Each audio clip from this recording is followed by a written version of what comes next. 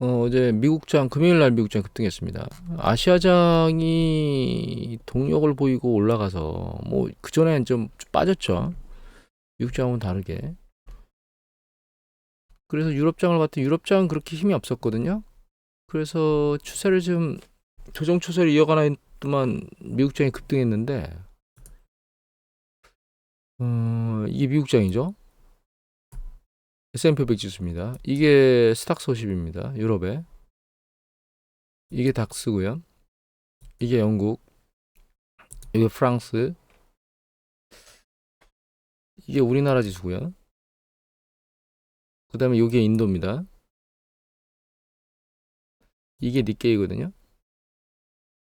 최근 동향을 보면 유럽장은 약세를 계속 추세적으로 이어가고 있고 아시아 중에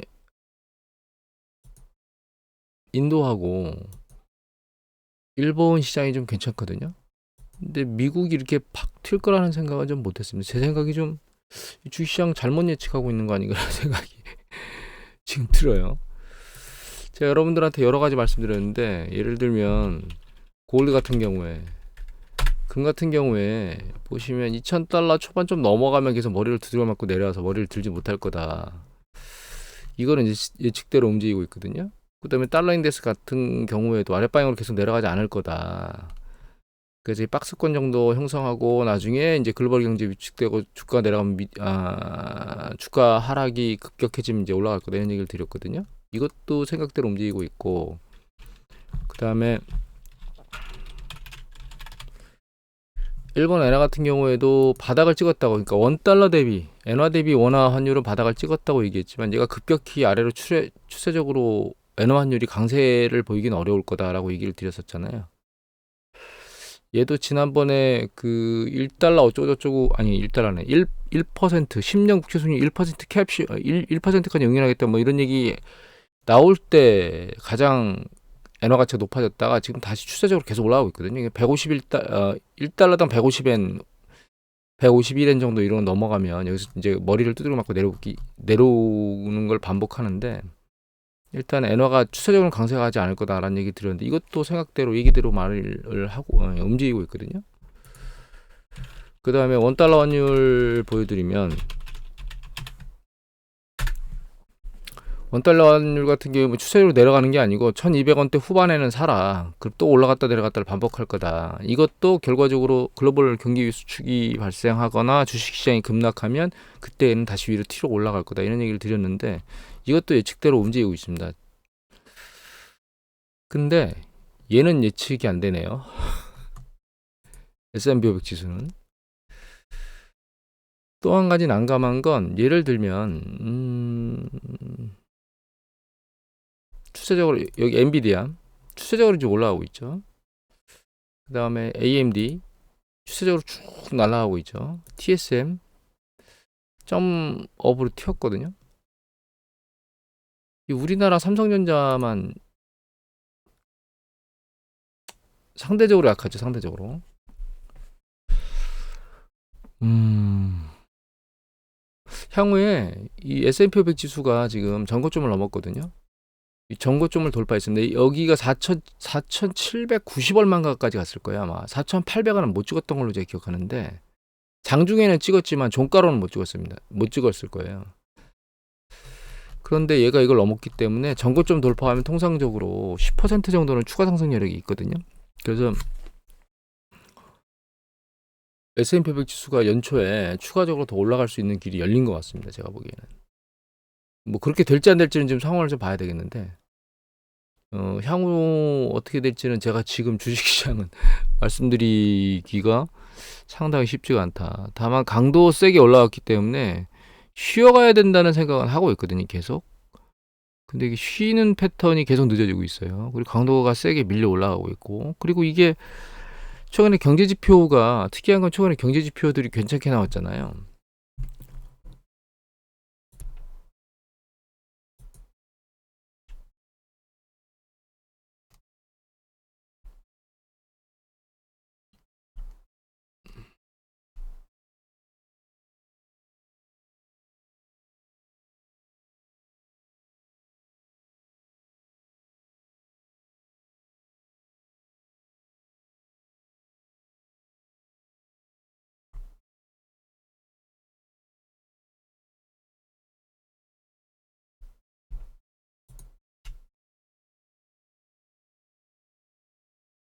뭐 예를 들면 신규 실업수당 청구 건수가 지금 예측치보다 계속 낮게 나오고 있거든요. 추세적으로 내려가고 있고.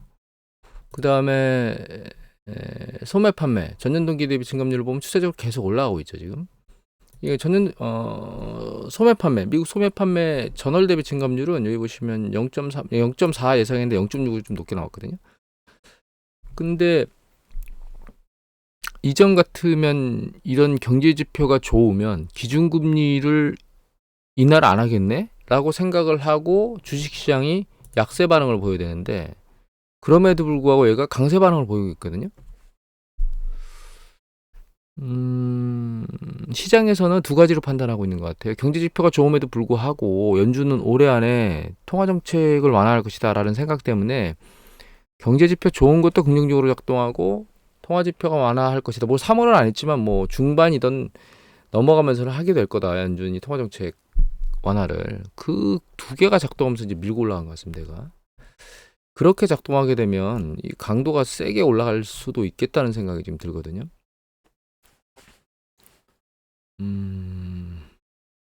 대응하기가 쉽지가 않은 상황입니다. 주식시장 같은 경우에는 물론 뭐 말씀드렸듯이 조정받으면 사고 올라가면 파는 액션을 취하는 거기 때문에 지금 입장에서는 그거는 동일합니다. 올라가면 머리 들면 팔고 나와야 되는데 이게 어느 시점에 뭘 팔아야 될지를 지금 판단하기가 쉽지 않은 거죠. 일정 부분 들고 올라왔는데 이 상태에서 더 들렸다는 얘기는 추가적으로 더 들릴 수 있는 가능성이 지금 열린 거거든요. 그래서 조금 더 올라갈 수 있는 여력이 있다라고 하는 걸 생각하고 대응을 해야 될 것 같습니다. 제가 보기에는. 그리고 최근 보면 국채 같은 경우에는 여기 이제 날짜가 조금 1월 16일 날 발행하는 거거든요. 그리고 요게 1월 16일 날 같이 30년, 10년. 그다음에 요게 1월 31일. 그러니까 요게 1월 30일 날 발행한다는 거는 요거보다 경매가 뒤에 있었다는 뜻이거든요. 그런데 여기 보시면 1월 16일 날 30년짜리가 4.229 나왔는데 20년짜리가 4.423 나왔거든요. 수익률이.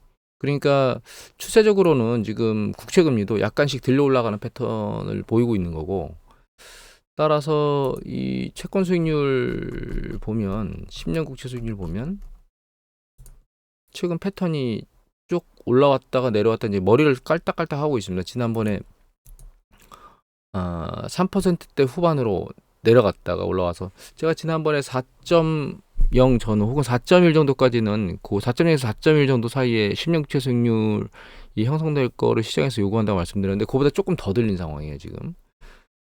국채 수익률이 조금 더 올라갈 수 있는 여력이 있다라고 열려 있는 상황입니다. 뭐 긴 추세에서 놓고 보면 경기 사이클의 정점에서 수축 국면으로 떨어지느냐 안 떨어지느냐에 대한 가장 중요한 부분은 경제 지표를 보는 게 가장 중요할 것 같고 한 가지만 더 보여드릴까요? 이 차트는 예전에 보여드린 적이 있는데 이게 파란색이 매월 그 고용 숫자에서 매월 해고 숫자를 뺀 거고 그러니까 실제로 신규로 인원이 고용된 거죠. 그다음에 이제 빨간 게 전체 고용자 숫자인데 이 그 고용된 숫자에서 해고된 숫자의 차를 보면 이 추세적으로 좀 내려오고 있는데 이건 과거 데이터입니다. 과거 데이터고 지금까지 보면 좋은데 이게 너무 급격한 변동이 있어서 여기 앞부분만 제가 이렇게 잘라서 보여드린 거고요. 지금 패턴을 보면 어떻게 움직이고 있냐 고용지표가 보시면 이제 고용수가 전체 고용수가 계속 늘어나고 있긴 하지만 여기 보시면 고용과 해고의 차가 추세적으로 지금 계속 아랫방향으로 내려오고 있죠. 그러니까 신규 실업수당 청구 건수가 내려오는 거는 뭐 괜찮게 보일 수도 있는데 전체 고용자 숫자의 늘어나는 속도가 지금 점점 줄고 있거든요. 그래서 저는 추세적으로 이게 올 중반 후반감에 이게 아래로 내려올 거라고 보고 있고 결과적으로는 전체 고용수가 늘어나지 않는 거죠. 그리고 이게 주식시장이 선반영 될지 안 될지는 알 수가 없는 거죠. 주식시장에서 반응하는 대로 움직일 거니까. 다음으로 하나만 더 보면 요게 풀타이머와 파트타이머 동향이거든요. 그래가지고 빨간색이 파트타이머고요. 파란색이 풀타이머를 말하는 거거든요. 근데 이제 경기 확정 국면에 풀타이머가 쭉 늘어요. 정규 경영직 말합니다. 풀타이머가 정규직, 파트타이머는 그 뭐 일용직 뭐 용어가 갑자기 여하튼 예. 그래 그런 형태를 말하는 건데 이 경기 수축 국면에 가게 되면 이 정규직이 줄고 비정규직이 늘거든요. 근데 지금 패턴을 보면 이게 쭉 늘다가 정규직하고 늘다가 비정규직하고 최근 수개월간 여기 보시면 작년 3월부터 정규직이 늘어나는 강도가 줄고 있고요. 비정규직이 살짝 줄어들면서 이제 좀 긍정적인 패턴을 보이다가 최근 정규직이 아주 급락했습니다. 12월 달에. 그리고 비정규직은 급등하고 그래서 고용이 계속 더 많이 이루어지고 있긴 한데 정규직이 늘어나는 게 아니고 비정규직이 늘어난다. 이런 패턴을 지금 현재 보이고 있거든요. 그래서 고용 시장이 그렇게 긍정적인 패턴만으로 그러니까 신규 실업수당 청구 건수를 보면 계속 긍정적으로 움직이는 것 같아요. 최근 패턴을 보면. 그런데 안으로 조금만 더 캐보면 꼭 그런 것만은 아닌 것 같다. 노동시장이 식어가고 있는 건 맞다. 이렇게 생각을 해야 될 것 같아요. 노동시장이 식는다는 것은 결과적으로는 가계에 소비에 영향을 미칠 수 있다는 뜻이기 때문에 이 부분은 간과해서는 안 될 부분이거든요. 그럼에도 불구하고 사실 이건 경제지표의 움직임이 이런 거고 경제지표가 이렇게 움직인다 하더라도 투자자들이 그 기준금리를 내리는 것에 유동성 확대에 베팅을 하겠다고 하면 그거는 뭐 이렇게 위로 올라갈 수 있는 가능성이 열리는 거죠. 그래서 예전에 한번 보여드린 게 있었는데 그걸 다시 한번 말씀드리면 잠시만요. 자, 그 차트가 이건데 지금은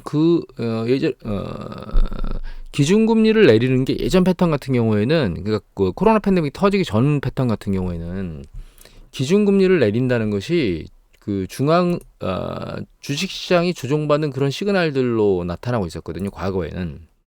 그러니까 이렇게 기준금리가 여기 내려오잖아요. 기준금리 내려오죠. 내려오면 주식시장이 막 조종받는 패턴을 보이고 있어요. 여기도 마찬가지로 이때는 IT 버블 때고 이때는 글로벌 금융위 때인데 글로벌 금융위 때 기준금리를 쭉 내리면서 그죠? 내리면서 주식시장은 조종 국면으로 진입하거든요. 그런데 이 코로나 팬데믹 터질 때는 좀 다르게 작동했습니다. 이 코로나 팬데믹이 여기거든요. 여기가 코로나 팬데믹인데 기준금리를 내림에도 불구하고 주가는 아랫방향으로 조정 국면을 보이지 않고 이렇게 움직이다가 보시면 여기 QT가 파란 게 설명을 안 드렸구나. 이 주황색이 기준금리고 이 하늘색이 연준의 자산 규모입니다.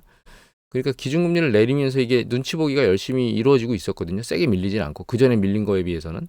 그런데 여기서 QT를 하던 연준이 계속 자산 규모를 줄이던 걸 대체대표를 늘리면서 이거에 주식시장이 세차게 반응했거든요. 그래서 이 얘기를 지난번에도 드렸었는데 연준이 기준금리를 내리는 것이 시장에서 긍정으로 받아들일 수 있고 부정으로 받아들일 수도 있어요. 그런데 최근 패턴, 그러니까 그러니까 글로벌 금융 이후에는 그걸 긍정 패턴으로 보이고 있기 때문에 얘가 긍정으로 받아들이면서 움직이는 건 좋다 이거죠. 그런데 이제 문제는 이게 강력하게 이렇게 밀어올릴 수 있다라고 하는 가능성을 오픈하고 주식 운영에 그러니까 주식 포트폴리오 운영에 감안을 해야 될 것 같고, 그래서 연준이 대체대표를 줄이는 속도나 이런 것들을 유심히 봐야 될 것 같아요. 요걸 모니터링 잘 해야 됩니다. 그래서 얘가 실제로 움직이면 위로 QT에서 QE로 전환하게 되면 주식시장이 세차게 또 밀고 올라갈 수 있는 가능성은 존재한다. 다만 그렇게 해서 주식시장이 날아갈 수는 있죠. 위로 쭉 날아가는데 이게 계속 날아갈 수 있느냐에 대한 논점을 생각하면 그게 다시 이쪽으로 와야 된다는 겁니다. 경제지표로.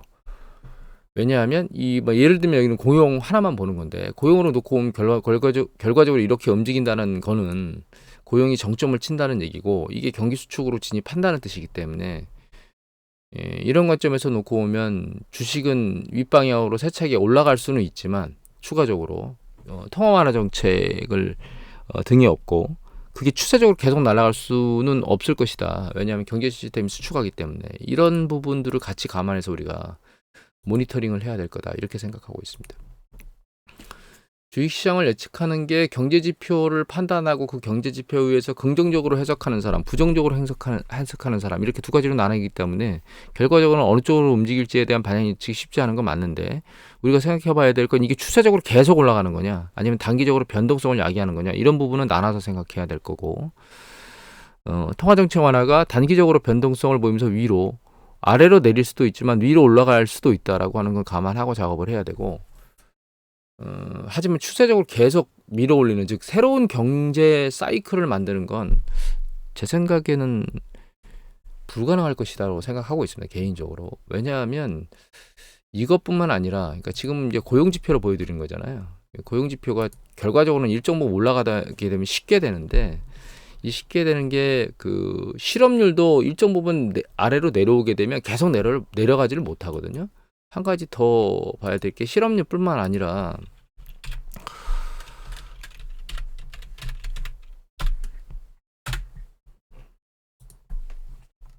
이거는 장단기 금리 스프레드거든요. 텀 스프레드. 이런 것들이 한번 이렇게 역전되면서 텀 스프레드가 소멸된 뒤에는 결과적으로는 경기 수축이 반복적으로 왔기 때문에 이게 온 이유는 이 안에 여러 가지 의미를 내포하고 있기 때문입니다. 이거는 오늘은 그거를 얘기할 게 아니기 때문에 그런 관점에서 놓고 보면 통화 완화 정책으로 인한 주식시장의 급격한 상승은 추세적인 거에 새로운 출발점을 말하는 게 아니고 조정의 마지막 끝자락의 상승이다라고 생각을 해야 된다. 이렇게 저는 개인적으로 생각하고 있습니다. 오늘은 이것으로 마치도록 하겠습니다.